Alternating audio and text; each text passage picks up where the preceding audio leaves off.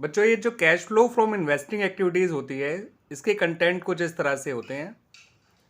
इसमें आपका cell of asset record किया जाता है, परचेज ऑफ एसेट रिकॉर्ड किया जाता है, इसके अंदर रेंट रिसीव रिकॉर्ड किया जाता है, इंटरेस्ट रिसीव रिकॉर्ड किया जाता है, डिविडेंड रिसीव रिकॉर्ड किया जाता है। ठीक है बच्चों, इसके अंदर purchase and sale of assets. अब एसेट्स भी कौन सी बच्चों, ध्यान रखिएगा, जो फिक्स्ड एसेट्स हैं, चाहे वो टेंजिबल हो या इंटेंजिबल वो। ठीक है, उसके अलावा नॉन करंट इन्वेस्टमेंट्स, इनकी परचेज और सेल रिकॉर्ड की जाती है। सेल होगी तो प्लस करिएगा, परचेज होगी तो माइनस करिएगा। ठीक है बच्चों, क्लियर हो गया। सेल होगी तो पैसा आया होगा, और पैसा आया होगा तो कैश का इनफ्लो हुआ होगा, दैट्स वाई इसको प्लस किया जाएगा। परचेज हुआ होगा तो पैसा गया होगा, यानी कैश का आउटफ्लो हुआ होगा, इसलिए इसे माइनस किया जाएगा। और आपका जो रेंट या इंटरेस्ट या आपने डिविडेंड रिसीव किया होगा, देखिए रेंट आपने अपनी प्रॉपर्टी में रिसीव किया होगा, प्रॉपर्टी आपका इन्वेस्टिंग एक्टिविटीज़ के अंदर ही आती है, प्रॉपर्टी का खरीदना बेचना, तो उससे जुड़ी हुई इनकम भी आपका इन्वेस्टिंग एक्टिविटीज़ में आना चाहिए। That's why rent receive plus किया जाता है। आपको इंटरेस्ट और डिविडेंड अपनी इन्वेस्टमेंट से मिलता है, और इन्वेस्टमेंट का खरीदना बेचना भी आपका इन्वेस्टिंग एक्टिविटीज़ में आता है, अगर आप एक ट्रेडिंग या मैन्युफैक्चरिंग कंसर्न है, यानी एक नॉन फाइनेंसिंग कंसर्न है।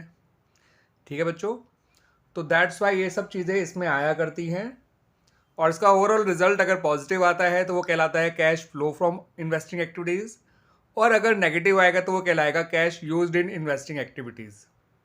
क्लियर बच्चों, इनको मैंने एक नाम भी दे रखा है, इन सब चीज़ों को आप आसानी से याद रख सकते हैं। मैंने एक नाम दे रखा है स्प्रेड। आप स्प्रेड से इसको आसानी से याद रख सकते हैं, इस फॉर्मेट को। वैसे तो ये ऑलरेडी एक बहुत छोटा सा ही फॉर्मेट है, बट फिर भी आसानी से मेमोराइज करने के लिए कि क्या क्या चीज़ें इन्वेस्टिंग एक्टिविटीज़ में आया करती हैं, आप उसको स्प्रेड के तौर पे ले सकते हैं। ठीक है, स्प्रेड का एस है सेल, पी परचेज, आर से रेंट रिसीव, आई से इंटरेस्ट रिसीव और डी से डिविडेंड रिसीव। इसमें केवल परचेज ही एक ऐसा है जो माइनस हो रहा है। अगर सेल होगा तो प्लस, रेंट रिसीव है तो प्लस, इंटरेस्ट रिसीव है तो प्लस, डिविडेंड रिसीव है तो प्लस। उसके अलावा अगर कोई रेयर चीज़ आ जाए, जैसे कि कोई आपको इंश्योरेंस क्लेम मिला हो for the loss of machinery, तो वो भी इसमें आ सकता है, वो रेयर आइटम्स हैं। अगर आपने कोई लोन्स एंड एडवांसेज चाहे लॉन्ग टर्म या शॉर्ट टर्म फॉरवर्ड करे हैं, दिए हैं, तो वो आ जाएगा एज अ माइनस आइटम। अगर वो वापस आए हैं तो वो आ जाएगा as a plus item, but they are very rare items. ठीक है बच्चों, तो इस तरह से ये इन्वेस्टिंग एक्टिविटीज़ बनाई जाती हैं, ये इसका फॉर्मेट है। और एक चीज़ और ध्यान रखिएगा, कभी कभार जो एसेट की परचेज सेल है वो मैं एसेट अकाउंट बना के या नॉन करंट इन्वेस्टमेंट अकाउंट बना के निकालना होता है। वो कैसे बनाते हैं मैं ज़रूर आपको बताऊंगा in my next part of this series of cash flow from investing activities.